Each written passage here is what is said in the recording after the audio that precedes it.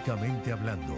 Programa todo usuario tipo mixto, educativo y de opinión, de producción nacional, con elementos de lenguaje, salud, sexo y violencia tipo A, que puede ser escuchado por niños, niñas y adolescentes sin la supervisión de sus representantes. El espacio que te acerca al derecho de forma clara y accesible. Descubre cómo las leyes impactan tu día a día y conoce su verdadero alcance. Ya comienza Jurídicamente Hablando. Con Cristina Coronado por Unión Radio 102.3 FM. Conectados contigo. Muy buenos días, tengan todos y todas, sean bienvenidos a Jurídicamente Hablando, el espacio radial creado especialmente por Unión Radio para ti, para que te acerques cada día más al mundo de la ley, al mundo del derecho, conozcas cada uno de los lineamientos, instrucciones, parámetros y procedimientos que vienen enmarcados en el mundo legal a fin de que puedas manejarte en torno a ellos. Todo lo que implica un procedimiento, un trámite, una forma de actuación, bien sea en el ámbito del derecho público o del derecho privado, del derecho civil o del derecho penal, del derecho de familia o en fin, cualquiera de las normas jurídicas que regulan nuestra conducta en sociedad van a ser analizadas día tras día en nuestra programación. A partir de este momento y hasta las 10 de la mañana ponte cómodo porque recibirás información en nuestro jueves de Derecho Penal relacionada con el delito de estafa. ¿Cuánto sabes acerca de este flagelo? ¿Has sido víctima alguna vez de alguna de las modalidades de estafa? ¿Tienes conocimiento de cuáles son los canales regulares para investigar este tipo de situaciones y qué puedes hacer tú desde el punto de vista preventivo para que no formes parte de la estadística de este flagelo? Pues de esto y más vamos a conversar durante el día de hoy. Si deseas ponerle cara a esta voz, pues te cuento que ahora la radio se ve y puedes disfrutar de nuestra programación en nuestra plataforma de streaming www.mundour.com. Te va a redireccionar a nuestro canal de YouTube en Mundo UR Regiones y vas a poder disfrutar no solo de este, sino de todos los programas que hemos creado con muchísimo cariño para ti. Te vas a bajar del vehículo, no te va a dar tiempo de escuchar la programación, pues no te preocupes. Puedes entrar en un ratito y verla a través de nuestro canal de YouTube. ¿Eres del team Instagram? Pues te digo bienvenido. Contamos con dos cuentas, @Unión Radio 102 y @Soy Cristina Coronado, mi cuenta personal, desde la cual puedo atender cualquier tipo de inquietud o requerimiento. ¿Deseas llamar, conversar en tiempo real con alguno de nosotros? Tenemos una línea telefónica disponible para ti, es el 0251-254-9586. Conectados contigo, estamos acá en Unión Radio y esto ocurre porque tras de mí hay un equipo maravilloso que lo hace posible. En la dirección general, el ingeniero Manolo Ferrer. Coordinación de operaciones y producción a cargo de Manuel Faría. En la producción general, Duglimar Lameda. Edición y montaje en las manos de Wanderley Arrieche. En los controles técnicos me acompaña Igor Flores y yo soy Cristina Coronado, abogado inscrita en el IMPRE con el 119.625, locutora comercial de la Universidad Central de Venezuela. Y te doy la bienvenida porque Jurídicamente Hablando comienza así. Usted es inocente hasta que se demuestre lo contrario. Jurídicamente Hablando. Hoy es jueves 13 de marzo del año 2025 y se celebra el Día Mundial del Riñón. El segundo jueves de marzo se conmemora el Día Mundial del Riñón y este año el Día Mundial del Riñón se celebra tal día como hoy, 13 de marzo. Esta fecha se viene conmemorando desde el año 2006, siendo instaurada por la Sociedad Internacional de Nefrología y la Federación Internacional de Fundaciones Renales, a las que se suman otro conjunto de organizaciones de la salud y especialistas en el área de diálisis y otros tratamientos para los riñones. El 10% de la población mundial sufre de alguna enfermedad renal crónica, pero no suelen darse cuenta hasta que el problema ya se encuentra bastante avanzado y los únicos caminos que les quedan por transitar es la diálisis o un trasplante de riñón. El Día Mundial del Riñón fue creado para generar conciencia entre todos los habitantes del mundo para que puedan detectar cualquier padecimiento en los riñones de forma precoz y cuando aún hay tiempo para solventar la situación o para retrasar lo inevitable. Cada año se establece un lema para trabajar sobre él. El lema del Día Mundial del Riñón en este 2025 es ¿Están bien tus riñones? Detección temprana para proteger tu salud renal.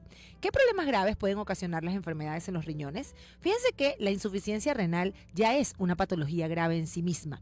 No necesita de otros síntomas para ser tomada en cuenta y tratada con seriedad. Realmente, los riñones son el gran filtro de nuestro cuerpo y ayuda a desechar todas las toxinas que producimos o que ingerimos por medio de la orina. Si este filtro no funciona o se obstruye, nos intoxicaremos a niveles que pueden llegar a ser letales. Ahora bien, tener unos riñones enfermos también aumenta las posibilidades de sufrir infartos de miocardio, accidentes cerebrovasculares, dado que nuestra sangre permanecerá sucia, bien sea por exceso de colesterol, es decir, de grasa, o cualquier otro tipo de sedimentos que no fueron drenados por medio de la orina. En este sentido, el llamado que se hace es a tener una buena dieta, una buena alimentación, una buena hidratación y hacer una visita por lo menos una vez al año a un médico para que nos haga por lo menos una valoración a nivel de imagenología y determinar cómo estamos. Si deseas apoyar esta magnífica campaña, entonces en tu Instagram coloca #Día del Riñón. El derecho a la defensa es inviolable. Jurídicamente hablando.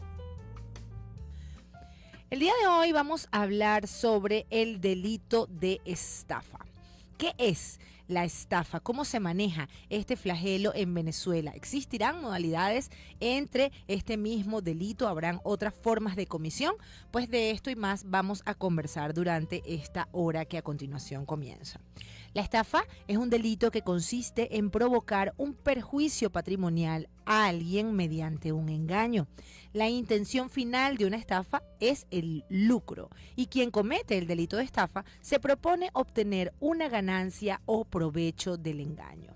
Esto nos muestra entonces que debemos analizar algunos elementos para poder establecer que estamos en presencia de este delito. ¿Y por qué lo digo? Porque en algunos casos, muchas transacciones de carácter civil, transacciones de carácter mercantil que las personas llevan a cabo y que no resultan bien, suelen creer los individuos que se tratan de estafas. Y para que se configure el delito como tal de estafa, debemos entender que debe existir un ánimo de daño, un dolo, una intención maligna a través de la cual la persona desde el principio de la negociación sabe que esto no es cierto, ¿ok? Sabe que hay un engaño implícito, sabe que hay una ventaja muy por encima de los límites propios de actividades financieras y evidentemente coloca entonces a la otra persona, a la víctima, en una posición de desventaja jurídicamente hablando. Esto se trata de un delito que protege el bien patrimonial, pero también protege la buena fe y las relaciones de confianza que deberían imperar entre los seres humanos. La víctima de una estafa es traicionada en su buena fe y esta traición es el medio que permite que quien comete el delito obtenga su beneficio. Analizaremos cuáles son entonces esos elementos de la estafa para ir conociendo en qué punto podríamos estar en presencia de esta modalidad y en cuáles no. Para que se entienda producido el delito de estafa, es necesario que existan varios elementos en la situación que se denuncia como tal. En primer lugar, debe existir un engaño. Y quiero ser bien enfática con esto porque el engaño es el elemento básico para determinar la existencia de una estafa.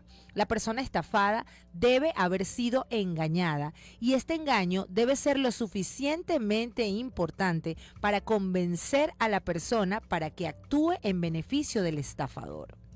En consecuencia, el juez analizará la conducta de quien comete el delito para observar la elaboración de la maniobra fraudulenta y la intencionalidad de estafar.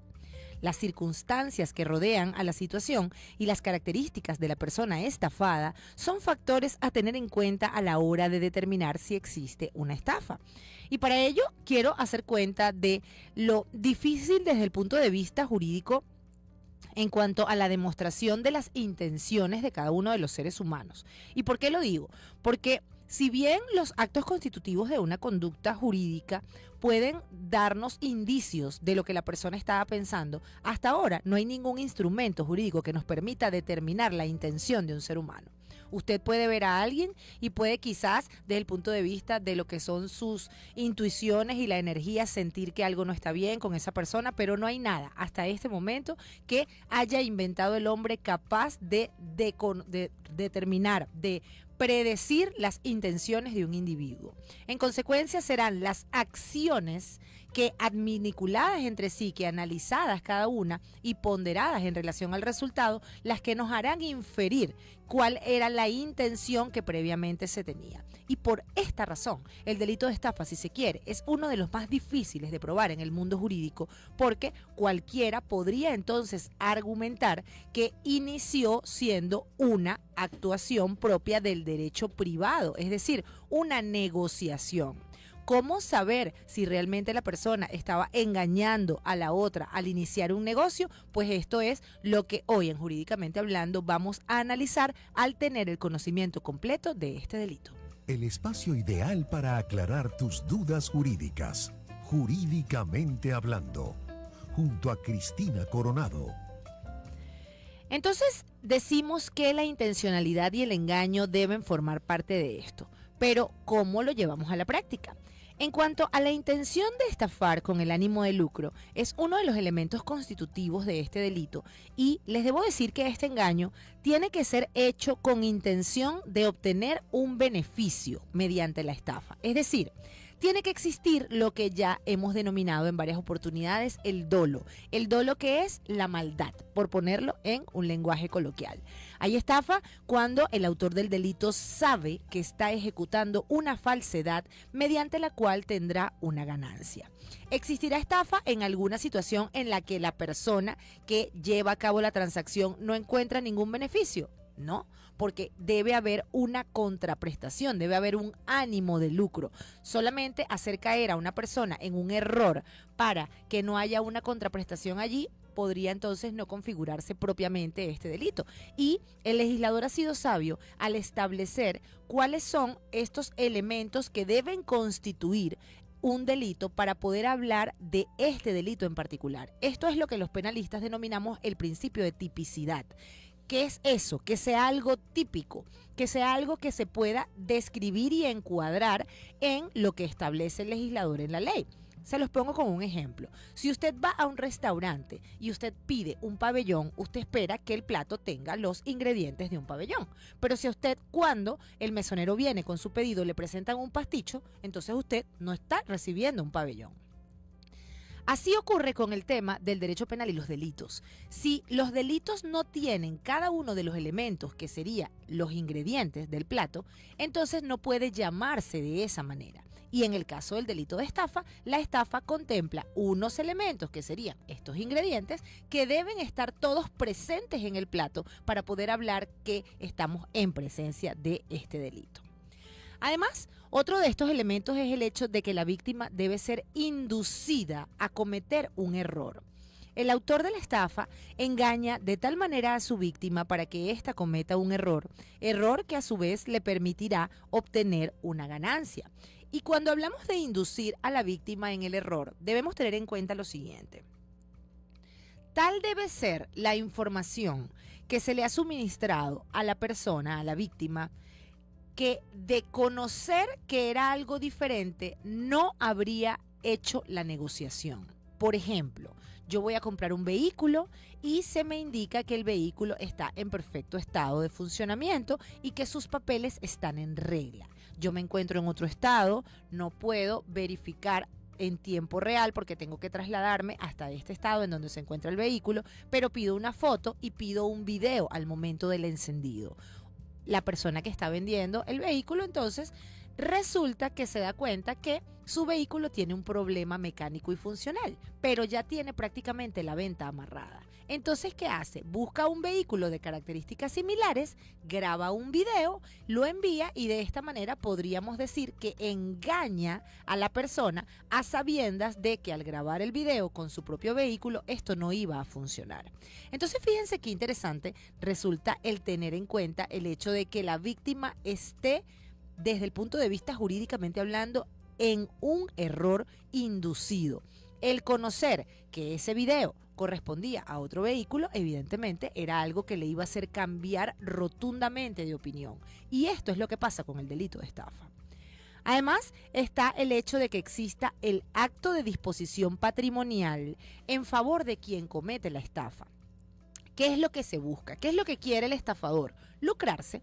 No solo el estafador va a estar tranquilo con engañar a una persona y hacerle perder tiempo a la persona. Él tiene un interés de que este engaño le traiga como consecuencia o como contraprestación un lucro, un dinero. Y generalmente el engaño, al inducir al error, y este error induce a la víctima que lleve a cabo la transacción, esta transacción constituye en sí misma el acto de lucro a favor del estafador. Puede tratarse de una venta, de una compra, de una donación de un bien o la entrega de un dinero por un servicio falso, por ejemplo. Existirán entonces muchísimas personas ahora a nivel de la web que están estableciendo ofertas de servicios y para las ofertas de servicios solicitan la cancelación de un abono, de un anticipo. Y resulta que las personas, cayendo en la buena fe que de repente puede generar la imagen corporativa de una marca, una cantidad de seguidores o una cosa de estas, puede creer que va a recibir el servicio y entrega el 50 y hasta en algunos casos he visto el 100% de las cantidades de dinero para luego darse cuenta que la persona no se comunicó más. Entonces, ¿qué hay allí? El elemento engaño. Pero para que el elemento engaño sea positivo y sea producto de una situación que sea creíble, esto debe tener una forma, una figura. Si yo tengo, por ejemplo, siguiendo con el ejemplo de la cuenta de Instagram, si yo tengo una cuenta de Instagram que no tiene ningún tipo de seguidores, que no tiene ningún tipo de publicaciones y le escribo a una persona indicándole que soy una famosa pastelera y que le voy a hacer un pastel exquisito para su boda, la persona evidentemente va a pedirme una muestra de mis productos, una muestra de lo que yo he hecho, fotos de lo que he realizado, y el no tener un acceso a esto llamará poderosamente la atención.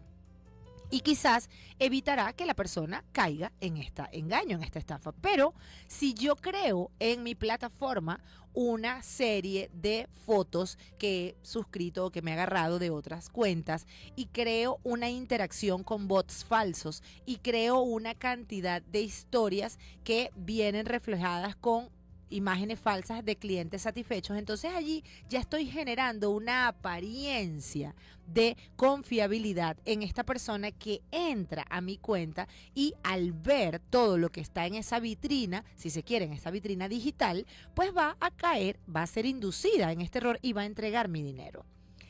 Evidentemente, el elemento del perjuicio a la víctima es uno de los ingredientes fundamentales de este plato, de esta estafa. ¿Por qué? Porque todo procedimiento de estafa debe causar un perjuicio a la víctima o a un tercero. Este perjuicio tendrá que ver con un elemento de su patrimonio. Es decir, yo confié en ti, yo compré este vehículo y resulta que el vehículo no le servía ni el motor ni la caja, entonces el dinero que te entregué no me es satisfecho por cuanto el vehículo que tengo no vale ni siquiera la mitad del dinero que te entregué. Allí entonces viene ese perjuicio para la víctima. Cuando hablamos de que solamente se hizo perder tiempo y la persona no invirtió, podríamos hablar de una modalidad de una oferta engañosa, podríamos ver hasta qué punto realmente los actos constitutivos de este hecho pueden ser encuadrados en un delito, pero para que se hable de estafa tenemos que contar con este perjuicio en el patrimonio de la víctima. No solo es una afectación moral por la molestia y la reprochabilidad que viene implícita con el engaño, no. Tiene que haber una lesión en el patrimonio de la víctima. Y si no existe esa lesión en el patrimonio de la víctima, entonces no estamos hablando de estafa. Igualmente, cuando hablamos del tema del engaño, es muy importante que tengamos conocimiento perfecto de lo que constituye esta relación de causa-efecto entre el engaño y el perjuicio económico del cual les he hablado. ¿Cómo se establece esta relación? Porque es algo simbiótico. En materia de estafa existe la captación de la víctima, que la captación, y ya lo vamos a hablar más adelante, tendrá que ser el resultante de una serie de artificios y de características puntuales del estafador cuyo perfil criminal tiene ciertas condiciones bien particulares. Y esto va a implicar entonces ese señuelo efectivo, esa trampa que es lo suficientemente llamativa para esa víctima a los efectos de caer en este perjuicio como consecuencia de este engaño. Pero vamos a entonces analizar cómo es esta relación de causa-efecto entre el engaño y el perjuicio. Fíjense, el engaño es justamente la causa del error, ¿ok? ¿Por qué? Porque al haber un engaño, entonces se corresponde o se transforma en un error. Es decir, yo creí erróneamente que esa foto o ese video que me estaban mandando correspondía a ese mismo vehículo que yo estoy yendo a comprar. Además, este error va a provocar el acto de disposición patrimonial. Al yo creer que ese es el vehículo y que esa es la correspondencia con esas condiciones, entonces yo decido, justamente en virtud de esa información, ejecutar la disposición patrimonial. Pero además, este acto de disposición patrimonial me tiene que perjudicar. ¿Por qué? Porque si yo hago de pronto una inversión en un mercado de capitales inducida en un error, porque se me dice compra las acciones de esta empresa, que esta empresa se va a poner a valer, y la persona incluso lo está indicando desde el engaño, pero por un golpe de suerte, al día siguiente, las acciones de esa empresa se dispararon y yo no tuve un perjuicio en mi patrimonio, sino un beneficio, no podemos hablar de la modalidad de la estafa. Ningún tipo de estafa. ¿Por qué? Porque debe haber un gravamen. La relación engaño-perjuicio debe ser la consecuencia de un gravamen para mí. Y para que exista justamente el delito de estafa, necesariamente el sujeto debe realizar el acto de disposición del bien. ¿A quién? Al autor de ese engaño. Si la acción no se concreta, el delito no se configura. Vámonos a Marketplace. Yo veo un vehículo, me encanta, hablo con la persona, me envía las fotos, le pido más fotos, incluso yo le mando un mecánico. El mecánico revisa el vehículo, me dice, bueno, sí, está bueno, pero le faltan unas cositas, bájale, dile que te le ponga tanto. Y yo empiezo entonces a hacer esta transacción desde el punto de vista verbal. Mira, hermano, me dijeron que tenía unas fallas por esto y por esto, bájamele tanto a esto. Y al final no se materializa la transacción, no se hace la entrega del dinero, a pesar de todo el tiempo que se perdió. Allí no se está configurando el delito de estafa, porque para que exista el delito de estafa, necesariamente el sujeto debe realizar, como lo he dicho, ese acto de disposición del bien al autor de ese engaño. ¿Cuáles son los tipos de estafas más frecuentes que existen por allí?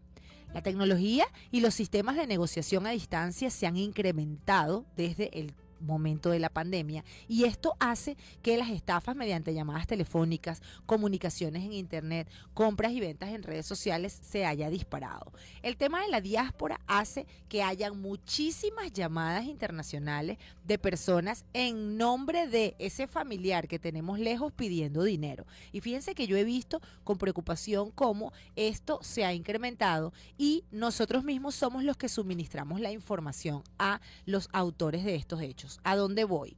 Se fue mi nieto y entonces en mi Instagram yo publiqué, hijito, Dios te cuide, que te vaya muy bien y que todo salga perfecto. Si yo soy un estafador y tengo pues completa dominio de mi arte, entonces yo voy a hacer un seguimiento desde el punto de vista cibernético de esto, de esta publicación. Yo voy a verificar cuál es el nombre de ese nieto y yo voy a tratar de contactar a esta abuelita a la brevedad posible mientras este nieto compra un chip en este país al cual se ha ido para decirle, yo soy fulano de tal, amigo de tu nieto, él me mandó a que te escribiera porque se quedó sin dinero, se le perdió la cartera. Necesito que le pases tantos bolívares, yo me voy a encargar de hacerle el favor de pasárselo a dólares para que él termine de llegar a su destino. Eso es un ejemplo mínimo de las múltiples cosas que están pasando a nivel nacional con el tema de la diáspora y estas personas, amigos de lo ajeno, que se valen de este tipo de situaciones emocionales para estafar a los individuos. Entonces, ¿qué va a pasar con esta abuelita? Bueno, esta abuelita evidentemente en su desespero va a entregar el dinero, va a hacer que lo que ella humanamente pueda desde sus manos intentarlo para que su muchachito llegue bien, y luego cuando el joven al fin termina de comunicarse porque ya se instaló, porque ya compró el chip y toda la cosa, y la abuelita le dice, hijito, ya te mandé el dinero, ahí viene el tema de caer en cuenta del engaño. ¿Cuál dinero, abuela? Yo no te mandé a pedir nada. Esto es una de las muchísimas cosas que hay.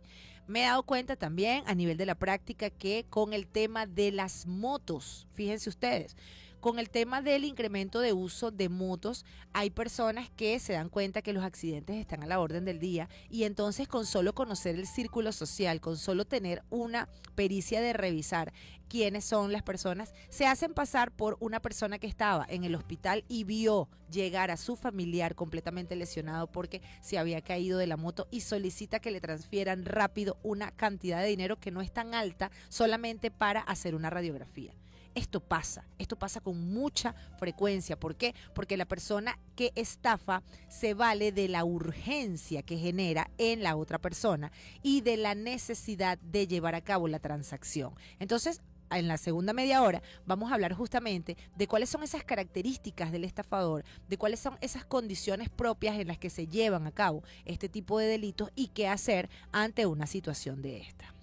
Además está justamente otras modalidades que son lo que les he venido diciendo, las frecuentes estafas de impostores.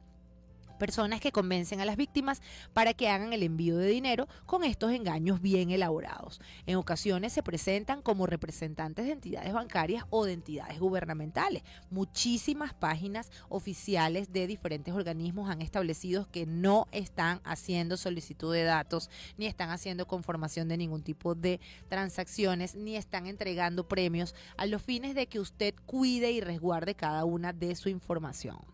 Están también las estafas a través de las tarjetas de crédito o de las tarjetas de débito. Esto ocurre mucho y se encuentra a la orden del día. A través de las compras de internet, los estafadores se apoderan de los datos de estos instrumentos de pago y los usan ilegítimamente. Usted no sabe qué ocurre con su cuenta cada vez que usted entrega su famoso código de seguridad para hacer una compra por internet.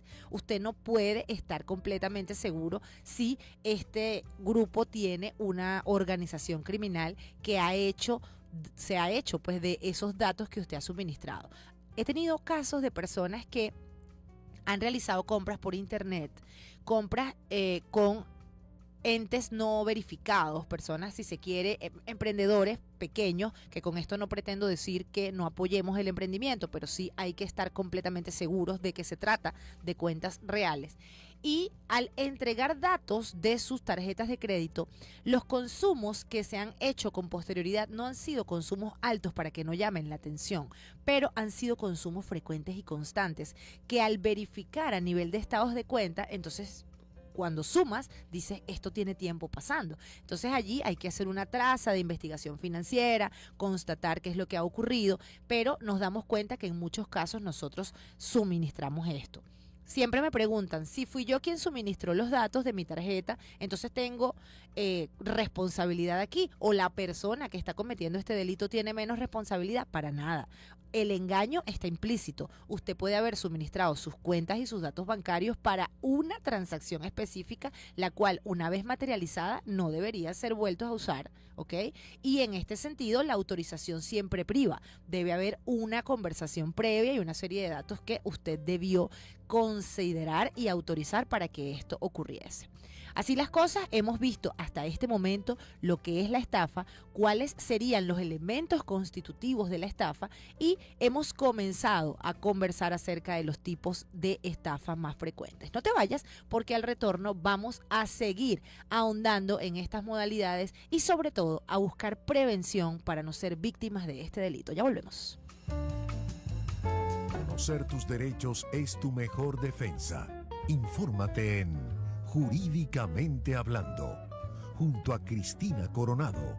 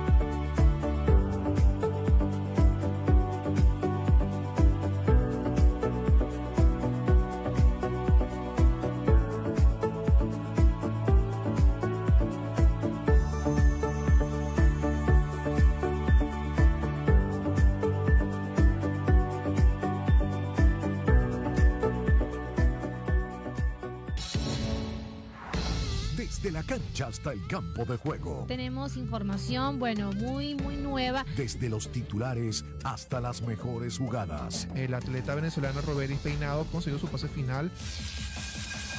Unión Radio 102.3 FM. Conectados contigo. Contratos, bienes y derechos, jurídicamente hablando, por Unión Radio 102.3 FM.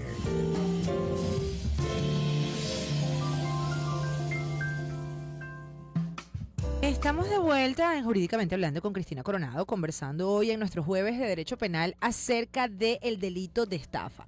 ¿Cuántas modalidades de estafa pueden existir? ¿Cuáles son los mecanismos de materialización de este delito? ¿Dónde está ubicado desde el punto de vista jurídicamente hablando? ¿Cuál es la pena para este flagelo? ¿Y cómo evitar ser víctimas de una estafa? De esto entonces conversaremos en esta segunda media hora que nos queda el día de hoy.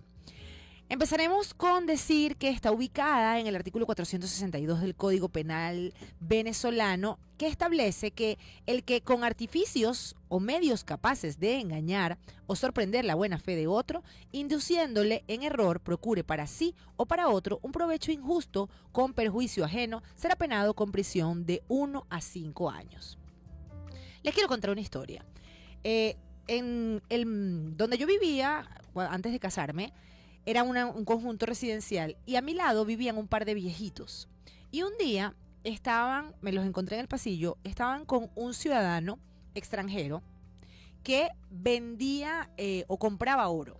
Y que a cambio de oro, entonces él entregaba algunos objetos, ollas, no sé qué, dinero, según el peso y según la cosa.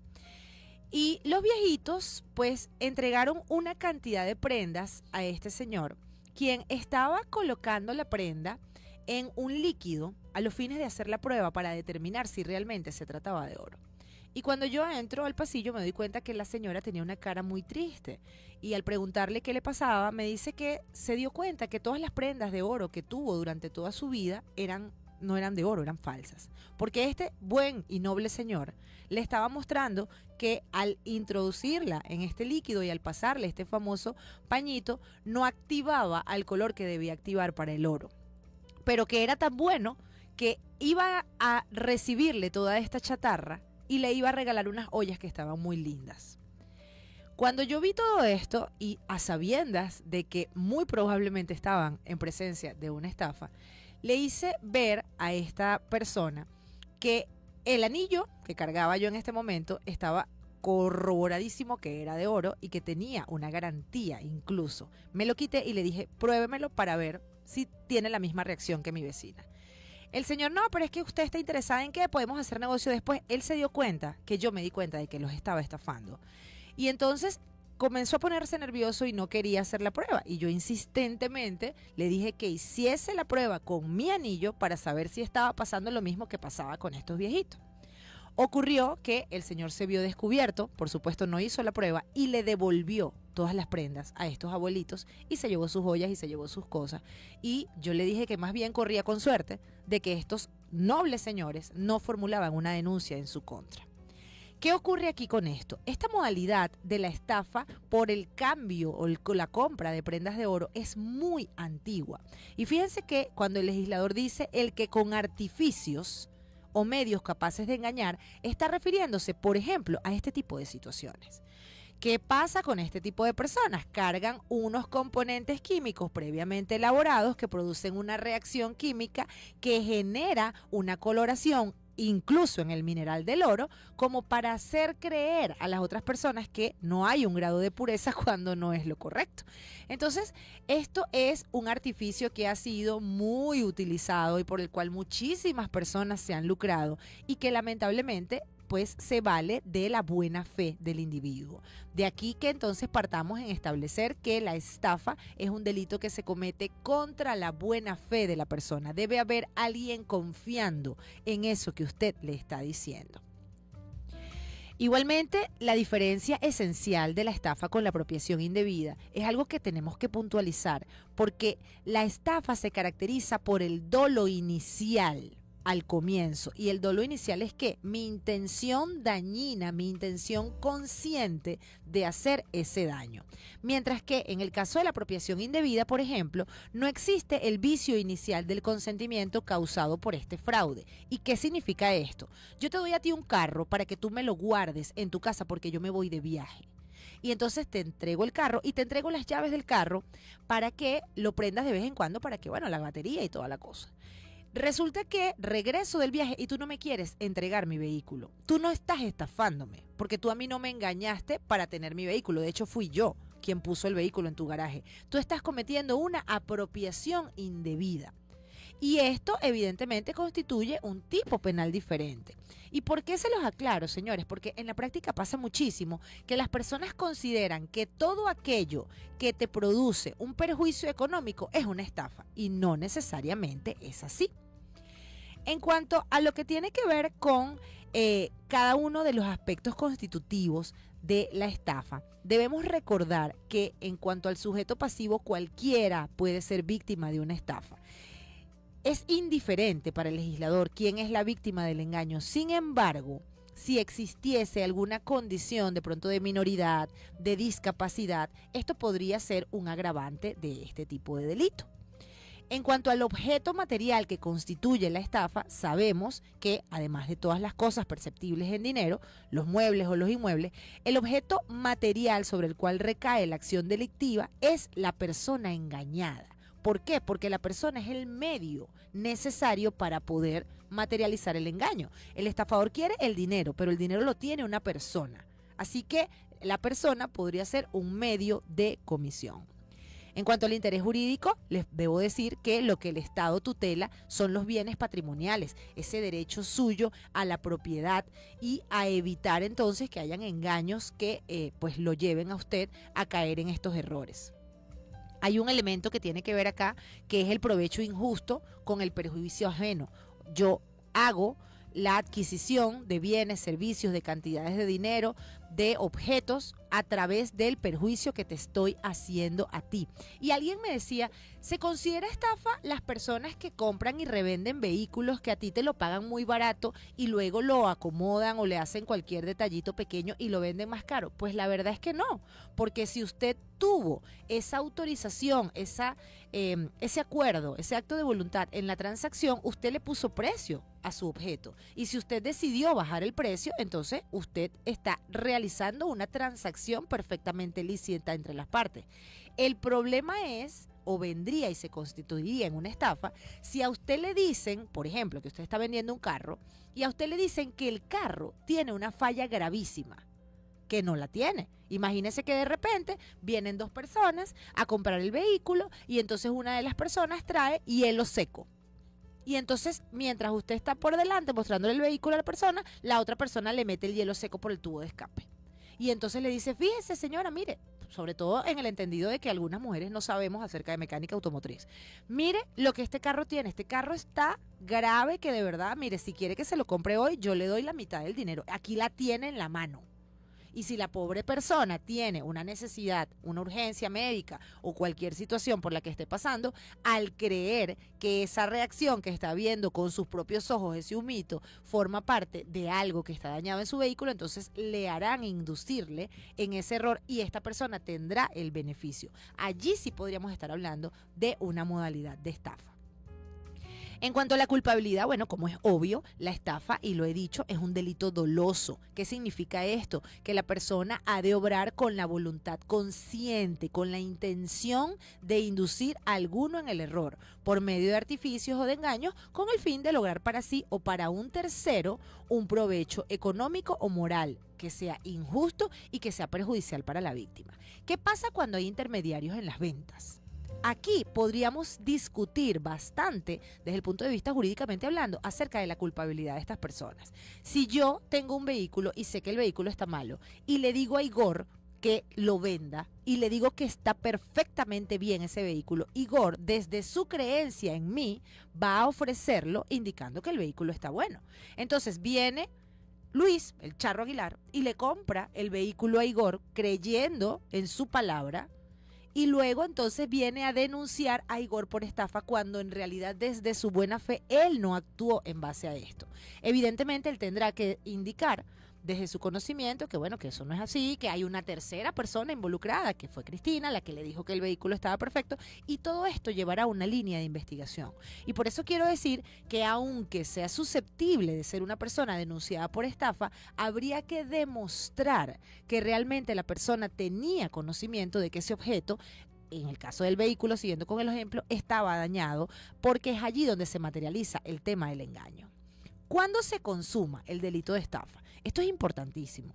La estafa se consuma cuando la persona, el autor, obtiene el provecho injusto y se materializa el perjuicio ajeno. Es decir, entregué mi dinero que ahorré para comprar este vehículo que tanto me gustó por las fotos de internet y que me dijeron que estaba bueno. Lo entregué y recibí un vehículo que me dejó a media cuadra cuando me fui. Allí se materializaron las dos cosas. Uno, el sujeto activo, es decir, el autor del delito, recibe el provecho injusto. Y dos, la víctima entonces sufre ese perjuicio, ¿ok? Las penas que se interponen o que se infringen a este tipo de delitos. La pena correspondiente a la estafa simple, ¿ok? Porque hay otras modalidades de estafa, y está la estafa calificada, está la estafa en grado de continuidad, y esto sin duda pues quizás requiera programas completos para explicarlo, pero para la estafa simple les puedo decir que contempla una pena de prisión de 1 a 5 años. La figura de la estafa agravada, por ejemplo, establece y está indicada en el mismo 462 del Código Penal, pero en la primera parte, y dice que la pena será de 2 a 6 años si el delito se ha cometido en detrimento de la administración pública, de una entidad autónoma que tenga interés del Estado o de un instituto de asistencia social. El fundamento justamente de esta agravante radica en que la estafa vulnera intereses colectivos y por eso el Estado lo contempla como algo más grave.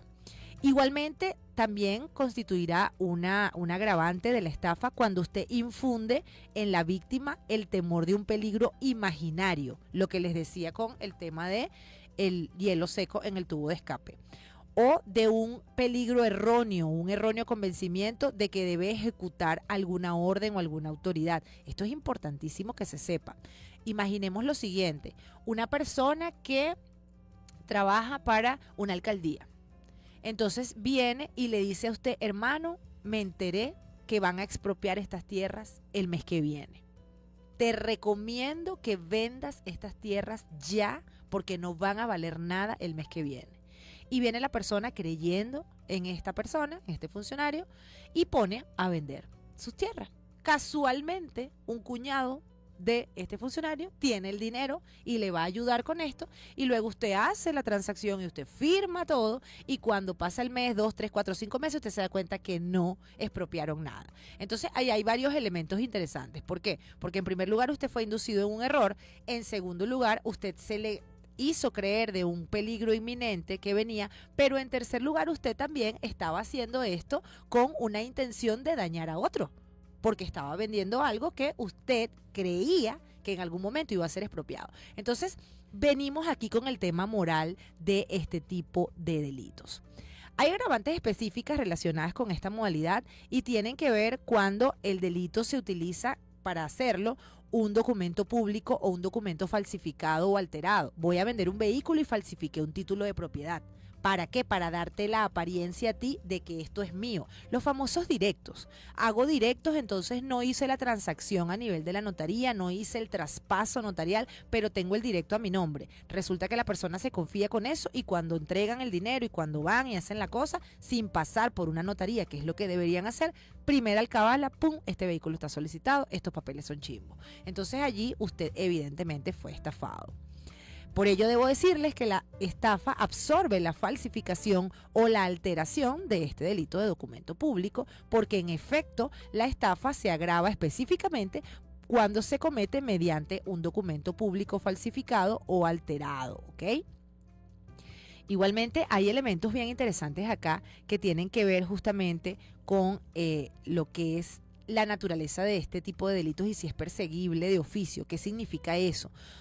Me estafan y puedo ir yo entonces a una fiscalía, al Ministerio Público, a un CICPC a formular la denuncia o debo contratar un abogado. Esto es un delito de los conocidos delitos de acción pública, delitos de oficio, que una vez cometidos el Estado venezolano debe designar a los funcionarios de investigación penal para que demuestren la responsabilidad de los autores y partícipes de este hecho.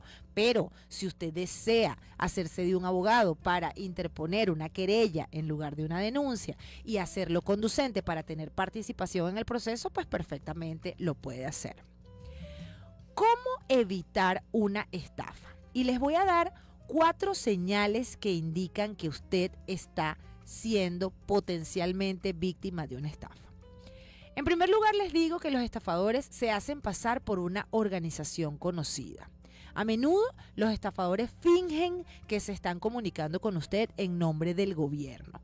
Podría usarse un nombre real, podría ser inventado, pero que parezca oficial, ministerio para ta.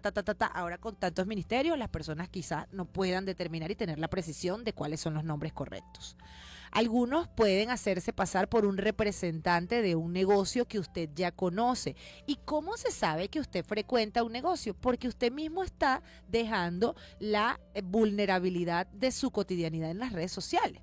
Si usted es asiduo de un lugar, usted generalmente va a publicar fotos y cosas como algo, como una conducta, si se quiere, que no es muy segura, y ojo, que la digo reflexionando incluso que en algunos casos yo también la ejecuto, y que tiene que ver con esa cotidianidad. Bueno, un estafador que hará la persecución, la traza de toda su investigación de su vida, tendrá acceso a esta información. Se hacen entonces pasar por representantes de este negocio que usted ya conoce, se hacen pasar como representantes de una compañía de servicio público, de una compañía de tecnología o incluso hasta de entidades de caridad que están pidiendo donaciones. Generalmente el estafador simula una personalidad, una actitud, una capacidad de algo y una legitimidad de acción. En segundo lugar, los estafadores dicen que hay un problema que resolver rápidamente o que hay un premio que reclamar. Podrían decirle que está en problemas, por ejemplo, con el gobierno. Podría decirle que usted debe dinero o que un miembro de su familia tuvo una emergencia o que su computadora tiene un virus, en fin. Le van a crear a usted una emergencia que, jugando con su emocionalidad, a usted le va a hacer inducir en el error. Algunos estafadores dicen que incluso hay un problema con sus cuentas y que usted tiene que verificar alguna información. Otros les van a decir que usted se ganó un dinero en la lotería o en algún sorteo, pero que este sorteo y la obtención de la materialización tiene unos gastos administrativos que usted tiene que pagar. Además, los estafadores van a presionarlo para que usted actúe de inmediato. La inmediatez es uno de los elementos constitutivos de este tipo de delito que usted ya sabe que está en presencia de esto cuando le dicen, este negocio si no lo hacemos hoy se nos va a caer. Esto es rapidísimo, esto es urgente, esto es necesario que lo hagamos. Hay un dinero que entregar rápido porque si no tu familiar va a fallecer o no le van a poder hacer la atención médica. En fin, se crea una situación de emergencia para que la persona, la víctima, no pueda decir que no, para que no cuelgue incluso el teléfono y para que no pueda tener el chance de verificar esa historia que el estafador le está dando. Hay incluso situaciones en las cuales se establece la figura de un peligro de un daño jurídico subsiguiente. Por ejemplo, usted hizo una transacción por Instagram, que es una de las más comunes. Usted hizo una compra, ¿ha hecho alguna compra en Instagram últimamente? Y usted, bueno, probablemente me va a responder que sí. Entonces yo le voy a decir, mire, yo soy fulanita de tal, yo soy de la Agencia de Investigaciones Intergubernamentales tal, y se ha determinado que la transacción que usted hizo con Instagram es un lavado de dinero, una legitimación de capitales. Usted está siendo investigado por este hecho. Si usted hace la cancelación de una multa que ha impuesto el Estado según Gaceta número usted no va a tener ningún tipo de responsabilidad penal. Me va a pasar el comprobante de esta transacción y así lo vamos entonces a demostrar que usted lo que hizo fue una compra inocente. Si yo tengo la capacidad de convencerlo a usted, de intimidarlo, de persuadirlo y de hablarle con una propiedad tal, créame que usted me va a entregar esa cantidad de dinero.